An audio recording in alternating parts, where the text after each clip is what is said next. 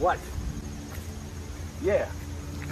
No, I'm behaving myself. No, I'm not playing in abandoned buildings. What? Again?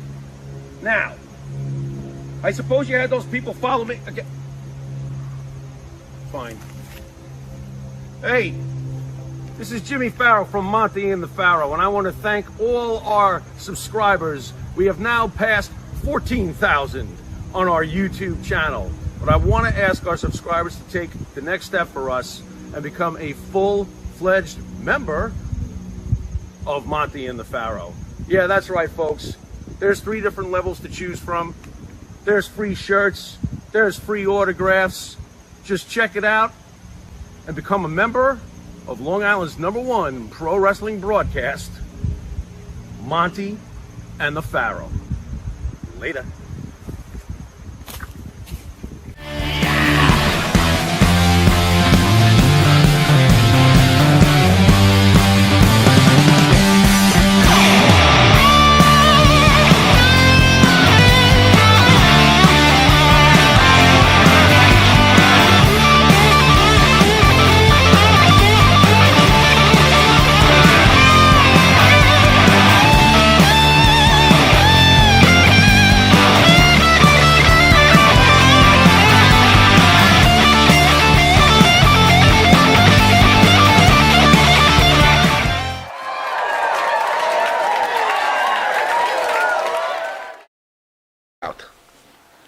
All right, welcome back to Long Island's #1 pro wrestling broadcast, Monty the Pharaoh, only seen here out of Indie Music TV. Straight out of Ronkonkoma, Long Island, who's on the couch? Who's on the couch? Eric Sims. Hey, it's no BS. It's with your cult hero. It's ESS. Jared, did we reinforce the couch after the last interview? Fuck you. Yeah, couch should be good to go. I heard a coil pop. Are you sure? Oh my God! I So wanna share Sims, this on my is your third time. Third time on here. Let me Now check. Look at you. we're gonna have a goal here. One, for you not to be on your phone, and 2, not No, to I'm just fall, sharing it to my page. So people not, can not know to I'm on. fall apart, fall asleep on the couch, which might Well, have happened ask a me few some times. interesting questions and don't put me to sleep. But God usually, damn it. all right, Farrell, you gotta get God him. damn it. Get Ask me some interesting, No thought-provoking script. questions. What the fuck am I asking We- you? You know, you talked to me. I thought, and the last time you talked to me, I think it was late at night or something. I was fucking half dead. Eric, so people who don't know you, in this shoot interview thing or this agent world that we live in, you're considered one of the OG. OG. I am the OG Well, okay, look. of this generation. So tell us how Eric Sims gets involved in being an agent, which you have many fans, by the way. Oh, thank you. You do. Well, again, I just trying to find my way in the wrestling business. So like I wanted to be a wrestler. That failed. I wasn't tough enough, couldn't do that. I want to be part of the business. So I go behind the scenes. So I got promoted a show. It was okay, but like that kind of I didn't want to do that. Well, don't go past that. You decide, hey, I'm going to run a show, because that seems like the natural progression of this whole wrestling thing. So why did the show not how come that wasn't It takes a lot of successful? work. It takes a lot of work. And when I did it at 17 years old, I don't think I was really, I was green. I was just breaking in back in 87. I broke in 85, but I did the first show in 87. I was green. I didn't know what the fuck I was doing. You put some posters up, you do a lot, there's so much more that I wasn't experienced to doing. Eric, can you explain? I find that fascinating. 17 years old. How do you convince a venue to let us? How does a 17-year-old convince a venue to let him run a promotion? You go to building. I want to rent your building out. They give you a contract. They say this is what it costs. You sign the contract. You put a deposit down. The age didn't freak them out? Like the kid's 17? Listen, there's something called money. People will take your money. I've no matter heard of how it. I haven't fucking seen old much, you but- are. You understand? Really? Okay. Okay. How'd you get the money up at 17? Were you selling nudies? I had a What do you- sponsor. Okay. I'm trying to fill this in. I had someone fund it. Nice. But, Try to fill it in. we did good. I mean, we kind of broke even on the show, but it took a lot of work. Okay. And it just wasn't, there's a lot to it that people don't see. That's behind the scenes stuff. of like the legwork part. That wasn't me. Right. You know, Right. so like, you know, and I met someone else and they put me to do vending, so sell merchandise. So I had the thing, Okay. and it was back in the '80s. It wasn't like today. It's Mm-hmm. like, you know, there was in the infancy of merchandising. Right. Today's it's a big. What we huge take thing. for granted today was just You know, starting then, you of know, course. Yeah. So I used to go take pictures at the show. I was breaking in. Mm-hmm. You know, it's basically breaking in. So it's in the beginning. It's all about networking. You got to network. So, you know, I'm going to meet the promoters. I'm going to meet the wrestlers at the other people's shows, and you know, you talk to them. You do things with them. Anybody key take you under their wing and help you along this path? Well, Did you I have like an Obi-Wan I kinda met Kenobi? the Iron Sheik, you know, so like, you know, we kind of, you know, hit it off, and we had 26 years together, and our stuff's documented all over the place. You know, But let's go back in a time machine, though. What attracts Eric Sims to pro wrestling? Like, where are the origins of your love for pro wrestling? So back in the 4th grade, I think it was 79. I don't know, somewhere between. My brain is fuzzy, but somewhere between 77 and 79. I'm thinking 79. I was in the 4th grade. A friend in school, you know, said, "Hey, the wrestling's on midnight, channel 9, Yep. and you know, Yep. Backlund's wrestling Valentine at the Garden." And There you go. I don't know who the fuck these people are, but That's let's watch 79. wrestling. So I started watching wrestling at midnights at Saturday nights midnight, channel 9, the old WWOR, whatever it was. And Great. I fell in love with it. I said, was I great. want to do this for the rest of my life. You know, fast forward to 85, and you know, that's, you know, and I found my way, got broken in, and you know, went to a show, met some people who are now Balls Mahoney and Chris Candido, you know, God rest their souls, and God, yeah. you know, and one of their friends, and we all went around to the shows and did stuff, and it kind of broke me in that way. And then, you know, you meet wrestling promoters and, you know, personalities, and you know, and it's just networking. It's all just how you doing, and I want to do this, I want to do, I want to do that, and you know, and eventually you do it. So it takes time. You just don't do it overnight, and you got to pay your dues, and you know, whatever. And they got to see if you're serious or not with this. And you know, I just had a love. I was a young 17-year-old kid. I had a love for the business. So like, I was willing to do anything, you know, within reason, anything, and I did. Was it? How quickly into this business did you start to learn that the swerves, the shoots? I mean, like immediately. Because you know, Immediately. in the beginning, you know, you're the rookie, you know, the new guy, and you know, of course everybody. Did you get fucked with a lot in the beginning? Yeah, they play ribs on you. Sure. And they, you know, the small con games, Mm-hmm. and you know, and I like the con games to be played on me. Right. Because I learned the cons. Right. You'll get over on me once, you will not get over on me twice. Yep. You learn along So the way. I kind of Yep. learned by Yep. going. You got to have it played on you to see what the cons are. Mm-hmm. You know, but and again, you get to see what people are. And you know, you stay close to people. You shy away from people. So you know, it is what it is. So what made you walk away from? You tried being a promoter. Obviously. I tried being a wrestler. It didn't work. And then Right. No, I tried being a promoter. Now, how Then I did a went to Jewish being a- ninja not get over? I don't get it. What happened? Listen, it's the scariest thing in the world to be in that ring.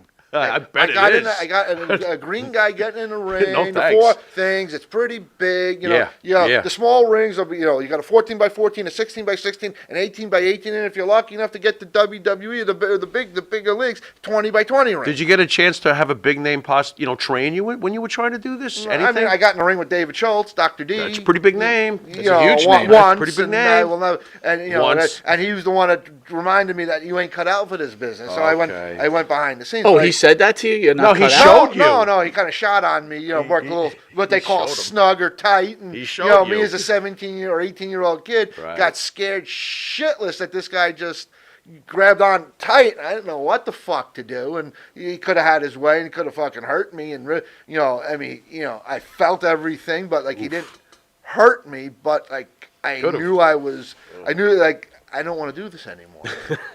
You know, I but I want to be don't- around the business. I don't. That's One- a clip one right time- there. I don't want to do this One time with David anymore. Schultz, I don't want to do this anymore. I Makes know. sense. I was fucking scared shitless. Makes sense. So how do we get to the point where we are? And I where we rib him are? and I rib Schultz about that when I see him at these shows. Okay. Today he said you did the best thing by going behind the scenes. There you go. Yeah. Does he remember that day that he did I that don't know to if he you? remembers it, but like That's funny. like we talk about it. I don't think he wants to talk about Right. it. Dave with that southern drawl of his, and Yeah. whatever. bad, man. But we're it's all good. So let's fast forward, right? So a lot of people know who you are. You have a solid business relationship with the M&P show. For sure. First of all, how do you feel the fact that we may be going to terrestrial radio very, very shortly? What do you think of that? I'm super excited, and again, I love being along for the ride with the different sponsors that I work with and the different people. It's all about building relationships. I've been with you guys 4 years now, 5 long years. time. Yeah, Quite a like while. almost just about from the beginning. I Yep. think just after the beginning is Just when about. I joined up with you guys, and we've got a solid relationship. I mean, you and I talk just pretty much every day. Every and, day, yeah. Just about every day, every other day, and I'm helping grow your company with the different talents I bring in, and it's been a good partnership. Big Boss Fetty says he loved you until you did business with Dan Marotti. You did business with Dan Marotti? I wouldn't say I did business with him, but like I was up there with the Iron Sheik, and back then. I mean, it's, Oh, so hold on, we got to slow down. Dan Marotti contacted you to get the Sheik on the show. That's how it worked? I think early on he did. Yeah, I was up there because I was traveling with the Sheik, and so I went up there. I think I went up there maybe once or twice. So is that where the heat between you and Marotti, because Marotti went behind your back and got the Sheik without you? Is that what happened? I honestly don't remember. Really? I don't remember what Marotti was a fraud. I mean, I just knew Marotti was, I knew shady. I mean, I just knew what what it was. But like again, I go up. I had business to do. I do my business. I try to mind my business, just so that it don't fuck me too much. I'm okay. So I guess that's where we differ in some ways, right? It's like you build these relationships with these wrestlers. You can't help it, right? You're traveling with them all the time. You gotta build the trust. You got to do some. Well, we noticed some carny involved in it, but at some point you actually, I'm assuming you become friends with them, and when they pass away, you hurt and everything else. So, again, I'm not going to make this totally about Marotti, but my question to you is this. Why was Marotti a fraud? Now, let's not forget, he had a lot of fans out there. He had a good channel. Because he takes advantage of the wrestlers, brings them in, gave them nickel and dime them on the paydays. Always claimed that he needs it for budget for this or that. Didn't give the Sheik what he thought he deserves. And I even talked to Marotti about it, and he said, well, Sheik did this, and Sheik did that, and Sheik was a headache. And I went through the same thing with the Sheik, but again. You make a deal's a deal. If I promised the Sheik $500, he got $500. He didn't get $499. He got $500. So I mean that's kind of the thing. Again, you're kind of blasting through it. Going to keep you on pace here. You tell Marotti, hey, I'm kind of the Sheik's agent. You kind of screwed him here. What's the conversation like? The reason I want to get more clarity on this is because we're going to eventually go to the second question after this. So what is the conversation with Marotti? Is it like, hey, man, really, you should pay him a little more money. He did this. What does Marotti say? I kind of... Listen, dude, I told you these questions would come, and we can't beat guess around the bush. Not be... It's kind of Marotti made the deal with the Sheik, and I just came along with the Sheik, so it kind of didn't get too involved with it because Marotti was the one that called the Sheik. It's just Sheik was with me in Jersey, and then I had to go to Boston or wherever because that was the next appearance after he was done with mine. He had no way getting up there, so I had to go up there. So that's why I was up there. So then you're assuming that the Sheik made an agreement with Marotti, and Marotti paid him exactly what was expected. As far as I'm concerned, yeah. But if you go with the Sheik, he's asking me for this. Or he didn't do that. Wait a minute. Again, I don't clarity. know, but I don't know. But what did the Sheik say to you? Did the Sheik say, "Hey, he promised me $500, and then he had me do 4 other things that weren't part of the deal, and I need more money. Help me here." Like, what's the conversation? I don't think he said that. It just the way Marotti did things. It's just like it irked him a little bit sometimes. So and I So don't have- I Maradi can't- would say, "Hey, you got an hour interview. I'm paying you this kind of money," and then before you knew it, it was a 2-hour interview, and he's doing signings and everything else. Kinda, yeah, but that's how Maradi did things. It's just like took advantage a little bit. So we all know you know Tony Atlas. Do you feel you have a close relationship with Tony Atlas? Yeah. So do I, and so does Farrell, Yeah, right? love Tony. So Tony had a close relationship with Dan Maradi. It's been documented on Maradi's videos that Tony Atlas said, "Hey, Dan, thank you. You helped me pay my mortgage." And he was thankful for being able to do these shoot interviews. And then eventually Tony wasn't happy with the payday and started this hence feud, which evolved into the Thursday Night Wars, which everybody's aware of. There's people on here. It's a split, 50-50. Tony's bullshit, Dan's bullshit. Eric Sims, what do you believe happened and who was at fault here?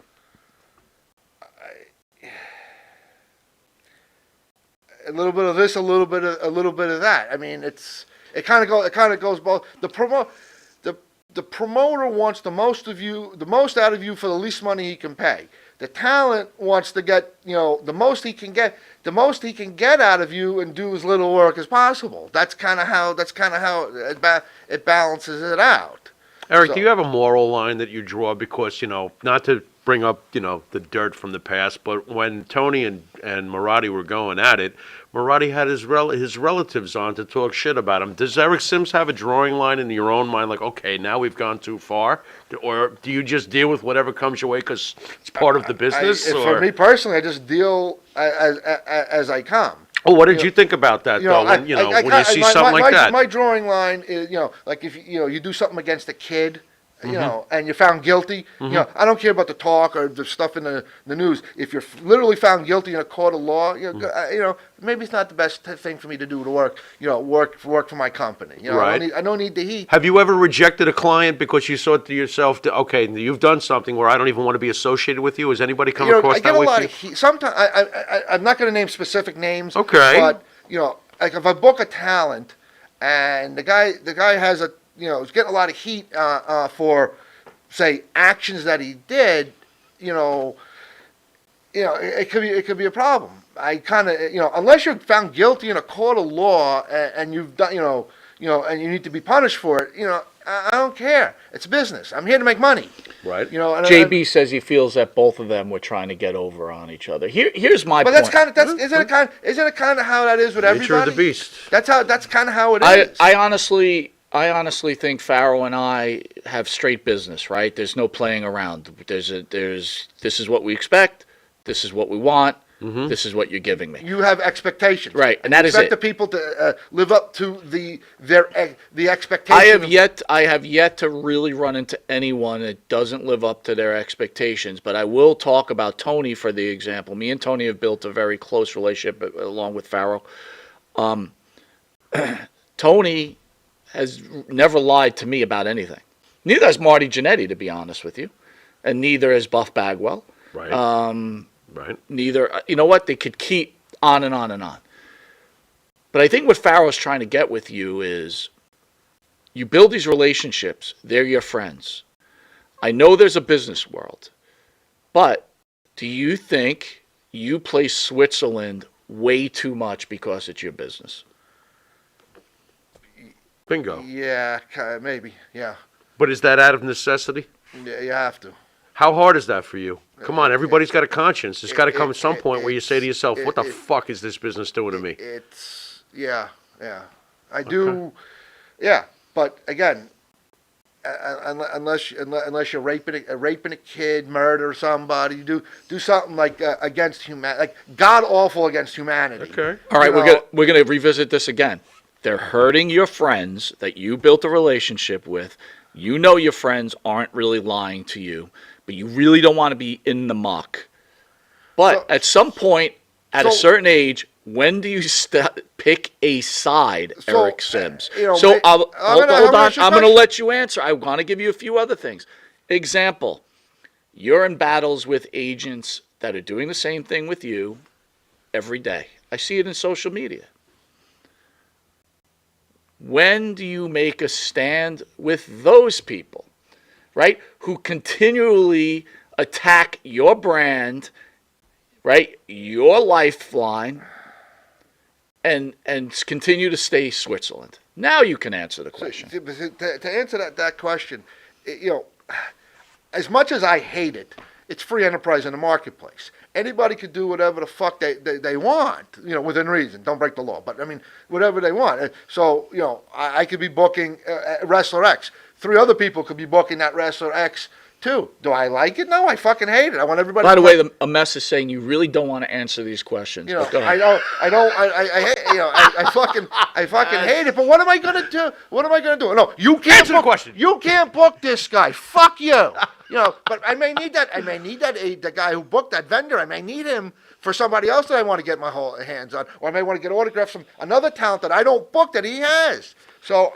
There's a little give and take there. I got to pick and choose my battles of who I want to do that. You are playing NWA 1970s and 80s while your competition is trying or attempting to play WWE. They're trying to isolate, destroy while you're trying to play, hey, you book here, I book here. I can't be destroyed. You understand? I'm the OG. I could come back heavy and hard too. So I could play the game just as well as anybody else. How well do the agents get along in this business? Do you guys tolerate each other? You fucking hate each other? Or does it depend? I mean, that's a good question. For the most part, we all kind of get along with each other. At least now. Interesting. I mean, back then maybe not so much, but now it's kind of we kind of all network with each other because we kind of. Whether we like each other or not, we kind of all need each other because everybody has their little niche talents that they work with. I'm more of the older, like the 80s, 90s guys. Other people are more of like the current guys, others are like the recently released people, and everybody has their little people they deal with. Easier to break into this business today as an upcoming aspiring agent? Anybody can break in today. Or back then? It's terrible. Anybody can do it today. Good question. Back in the day, you could you had to know somebody. You had to right. It was a whole different world back then. Right. It is back in the day, there was only maybe 1 or 2 wrestling schools. A few, very Right. few. Of course. And you had to know somebody to get you in there. Damn Skippy. Now every Tom, Dick, and Harry has a wrestling school. Even people who haven't gone to the WWE, and then the legends that are done and not doing anything anymore, and they open a wrestling school and trying to stay relevant and try to pass it on. Now you have kids who've never made it anywhere, and so they open their own promotion and have their own wrestling school. By the way, they're teaching.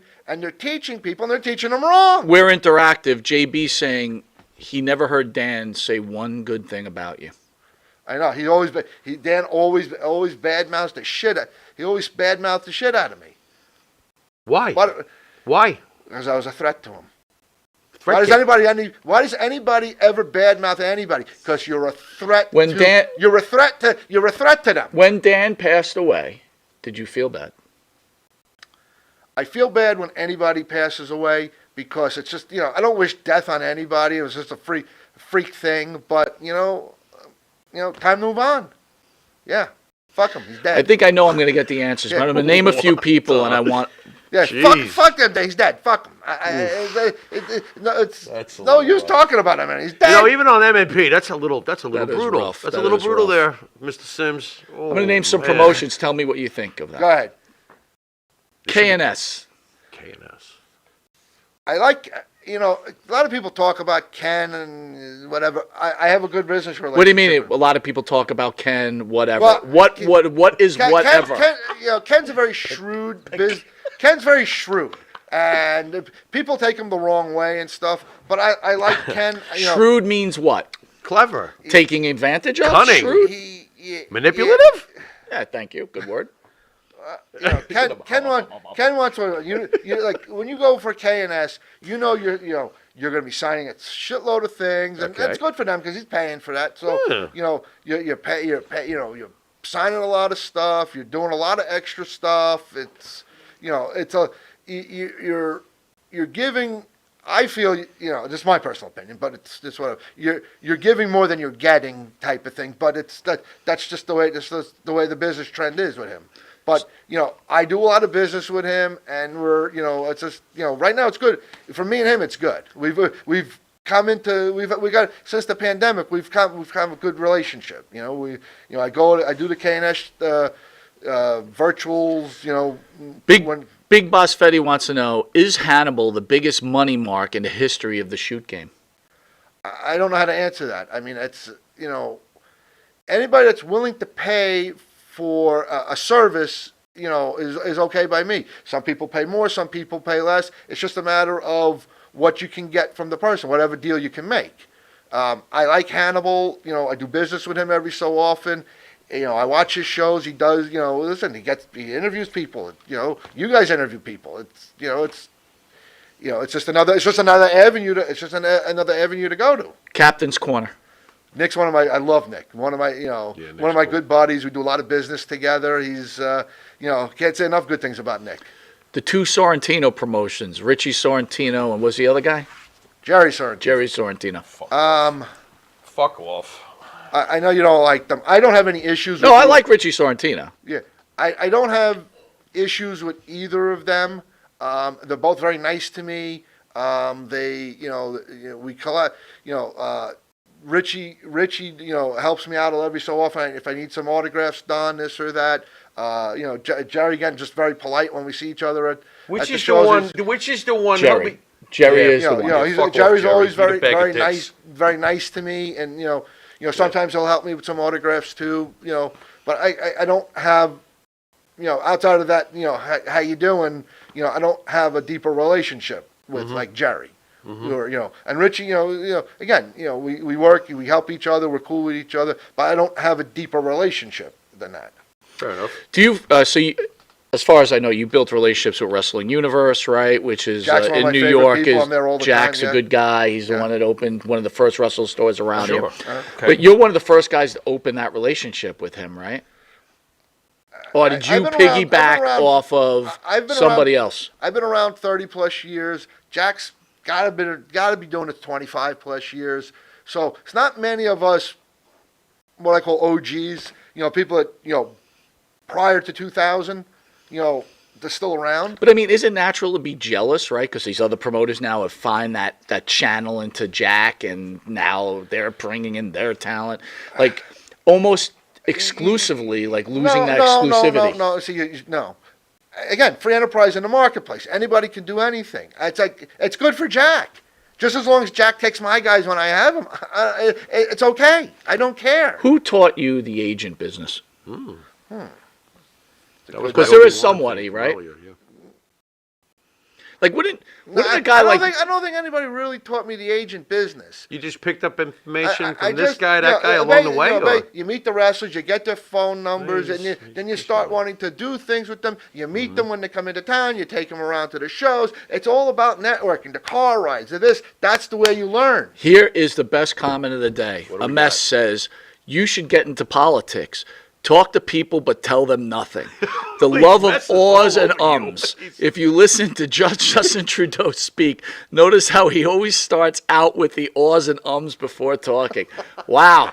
President Sims. The jet coach was doing Well, a again- lot of odds and ums this week. Again, Yeah, he was. He was doing and a he should. ton. again, diplomacy goes a long way, and I'm not gonna bury Who's the somebody. greatest promoter of all time in wrestling? Vince McMahon, right?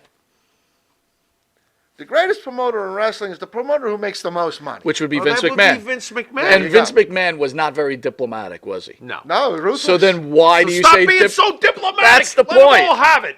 Let them all have it. Except me.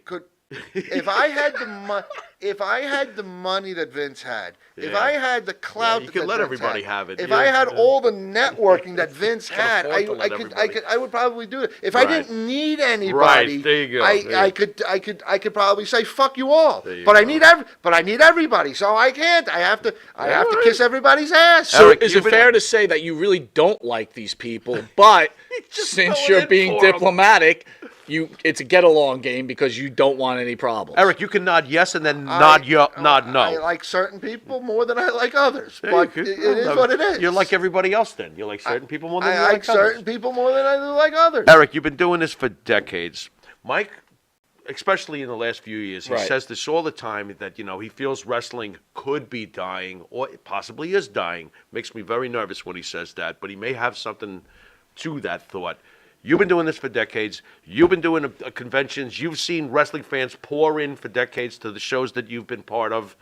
Is wrestling dying? Are you seeing a decline in attendance? Are you seeing a decline? No, in I think there's a resurgence. Okay.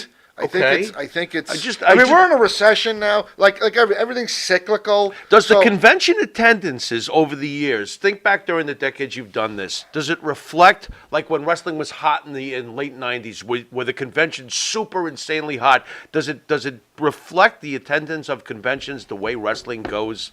No, as well, far as popularity up and down? Here's the thing: if you give a product that people want, people will buy your product. Okay. If you bring wrestlers to a convention that people want to see, they will come see them. Right.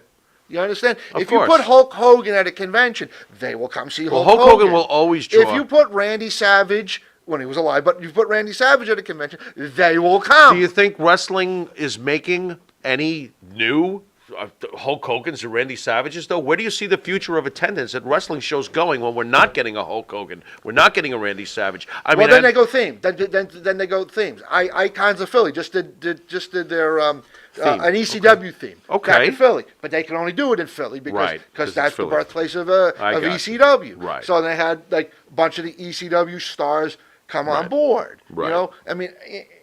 The whole idea of a convention, like they say, they see the legends.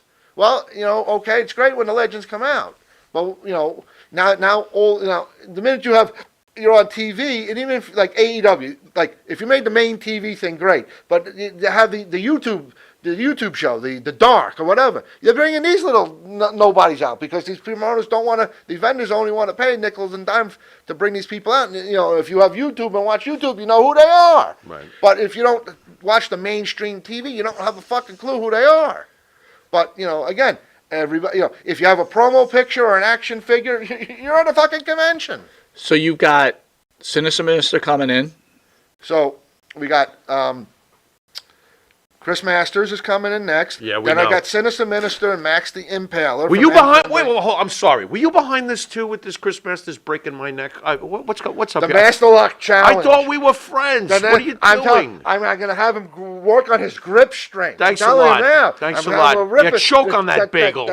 Yeah, go ahead. That grip strength there. How could you do that, bro? This is terrible. I'm nervous as shit now. In fact, I haven't accepted yet either. You think you could break out of the mask? Let me put you in a Master Lock. I want to see if you can break out of it. No, I'm going to try he it is first. not. He will not allow anyone until Chris Masters gets in here. The Master Lock Challenge. Anybody that donates goes to St. Jude Children's Hospital. If the Pharaoh can break out of the Master And Lock if you try Challenge. to touch me with that, I've got a fleet of lawyers just like Gene Okerlund. So watch that. You've got Jamie Dundee and Wolfie D. Wolfie D. we had a full PG-13, they're coming They back. will be in here. They're coming Wait in. a second, Dave. Did the shit you said? Yeah. They're coming in Oh, studio Jesus March 18th. Christ. That's Are right. you serious? Look at him smiling. Yeah. You love other people's They're- conflicts. they're I'm licking my certain- chops right certainly- Yeah, now. he won't answer a fucking question, but he's like, I can't wait till they fuck with you. You're unbelievable. You're Well, very no, it's smart, an Eric. interesting It's very dynamic smart. I gotta because give we that to you. we get along very well with Jamie. Yeah. We don't get along with Wolfie. Yeah, what happened with Wolfie though, man? He just totally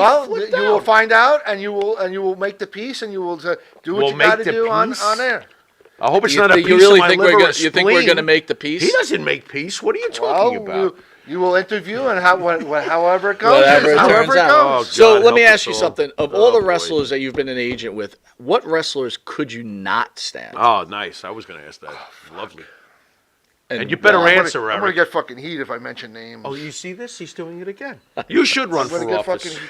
He's like, You know? I'm ready for this interview. Ask away. All right, I'll give you one. I'll give you one. Okay. I had one wrestler. Look, we did business, but I felt, no disrespect to the person at all. I just felt I didn't connect with him well. I usually, my whole thing is trying to connect with people and build relationships for future business and just whatever. Just one person that I felt I didn't really connect well with. I'm just not sure why. I can't pinpoint it, but it was Shelton Benjamin. I used him one time, and I don't want to get Shelton into Benjamin. details. I had him in for a tour. I just felt it didn't, we just didn't connect. Okay. And I'll just leave it at that. I'm pretty good with people, and good, bad, or indifferent. I'm pretty good, and we did our business, and everything's fine. But I just usually in the car ride, you talk to people. I just didn't feel like I had a lot to talk about, or just a lot to Did you I like to reach get out to to know him? people behind the scenes. Did you reach out to him for a second booking? Because Eric is usually business first. I don't but- think I've done. No, Wow, he really freaked you out. no. He No, must have I- freaked you I- out. How about It was a one-time. how about Kevin Nash from the Click This podcast? How'd you get along with Kevin? Kevin is very very high intelligence, right? Kevin, we think. Kevin Nash is. Kevin- But I could see him being He's a bit awesome. arrogant. Well, You know, he knows I his always deal. had a good relationship with Kevin. We've always done business. He got mad at me back in 2010, 11. We were doing a booking, and Kevin's a good guy. But he was stressing me out over something. I forget what it was. He was stressing me out over something.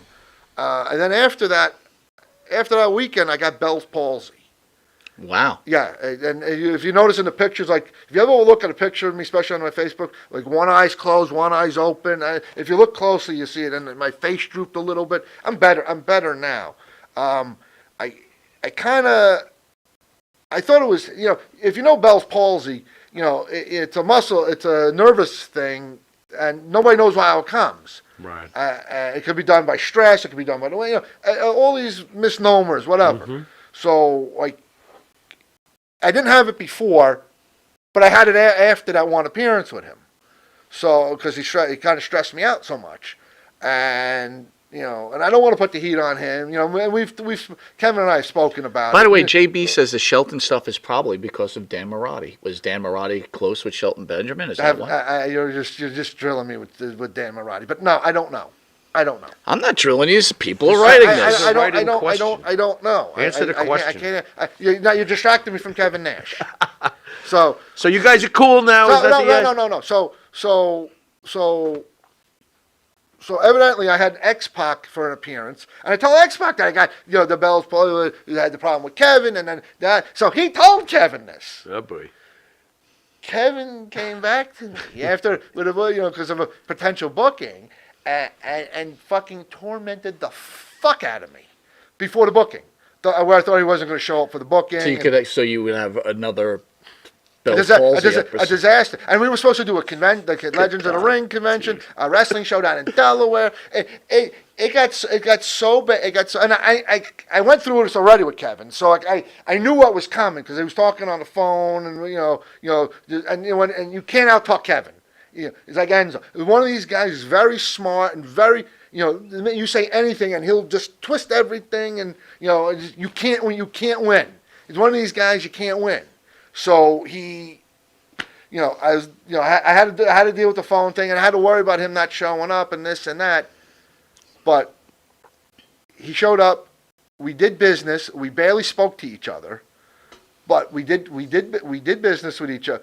We did business, good, no problem. We kind of spoke at the end, and we kind of squashed everything, and then that was it for a while, and. I seen him up and down, every so often. And it got everything. Once I had my kid in 2014, everything got washed away. Newfound respect for me, and me now when I see Kevin, we're cool. Everything's fine. Do you think in this world that the wrestlers have a certain amount of respect for you could see that they have this respect for Oliver, Yeah. right? Sean Oliver. Do you Yeah. think they have lower respect for I'm sorry to say this, for someone like you, they consider you? Well, they need us as much as we need them. You understand? Because without people like me, they don't have work on the independent circuit. You understand? Because if their phone is not ringing, whether it's me or another agent or somebody else, I have work for you. This is what I need you to do. This is what I'm willing to pay you. If the phone don't ring, they're sitting home not making a fucking dime. So there's got to be a little respect going both ways. They may not like me or the next guy, but again, if they need the money, they'll take the money. If they truly don't like you and have that high moral thing and that cutoff line that you're talking about, they say no, I'm not working for you. Sorry, I'm booked. They'll be polite. They say, sorry, booked. Can't do it. But they'll take someone else's booking. You understand? Little Patty says to quote Piper, "In the middle of the road is the most dangerous place to walk." Right? Remember Mr. Miyagi? Yeah. Walk Right right, side, you're safe. yeah. Walk left, you're safe. Walk middle, squish. Yeah, exactly right. But again, you got to be diplomatic in this game. You know, you can't. You don't want to. The idea is to build bridges, not burn them. You gotta understand? play- you gotta play the but game. if you're gonna burn them, you better blow them the fuck up. You know. Well, I guess my approach is wrong then. What, blowing them the fuck up? I love when you blow them the fuck up. Usually I'm behind you like, here's some more dynamite. What are you That's right. talking about, man? So Sims, I'm gonna get you out of here. Jared's got to go home. Want to thank everybody for Spidey! joining us. Eric, you've been very candid. Actually, these were kind of very tough questions. I put you in a Yeah. couple of bad You spots. did great, Eric. No Will matter- you be no matter what teaching he your says. beautiful young daughter the agent land? Do you think that's something you want to teach her in the I future? want to keep my kid as far away from the Yeah. wrestling business as humanly possible. And when do you think it's going to be over for Eric Sims as being an agent and doing this Wow. grind? Do you think that you just love it so much you'll just do it until you die? When I die. Wow, dude. You're like the Ric Flair of agents. Look at you. The thing is, I can do this until it's my last day. Awesome, You know, dude. wrestlers That's awesome. can't get in the ring till their last day. Some of them just don't know that. Right. You know, when the bump card is over, the bump card is over. That's Right. where they go. That's where they show up doing Monty and the Pharaoh and conventions and autograph sessions at different places and whatever. You know, but once that bump card is done, the bump card is done. Right. You know, you just got to know when your bump card is over. Right. Your bumps that you've taken over the years are not the same as inside the ring. You've had some bumps in this business, I'm sure, but Listen, different I've been kind doing of bump. I've been doing this 37 years. Yeah. I have been fucked with, fucked on, Yep. fucked all over, screwed this, Yep. screwed that. But I've also had my share of successes too. Yep. So it comes with the territory. You Yep. take the good, you take the bad. It's the facts of life. I don't normally throw out compliments, but Eric, you've been great for this show. You've been consistent over the Thank years. you. You're a man of your word. You know, you and I wanted to butt heads a couple of times, and you know what? I think you're an awesome dude. Oh, You've thank done you. great by us, dude. Thank you. I appreciate it. Thank you. All right, Farrell, send us on our way. You've been watching Monty and the Pharaoh. Hell of a day here, Mikey. By the way, Big long day. Big but long you know, day. between Enzo and now Eric, we had a great time. Well, let's get the plugs before oh yeah, he's before we go. let's- Cheap Pops brought to you Sorry, go by ahead. ESS. Take it away. All right. So today, from 2 to 4, Enzo Amore will be at the Wrestling Universe along with Mr. Anderson and Maddie Rankowski. I don't know who she is, but she'll be there. We're doing a virtual with T-Mart tonight. about to say, who's that? If you're a virtual fan, watch the T-Mart for virtuals. I'm back on tour. I'm going to set a world record. Breaking news. ESS will set a brand new world fucking record with Chris Masters. We're doing total of 7 appearances in 3 days, 5 in 1 day. 5 fucking appearances in one day. Get a load of this. Chris Masters tours with me February 3rd to 3 to 5. February 3rd, we're doing a virtual. That's a Friday night. We're doing a virtual with T-Mart.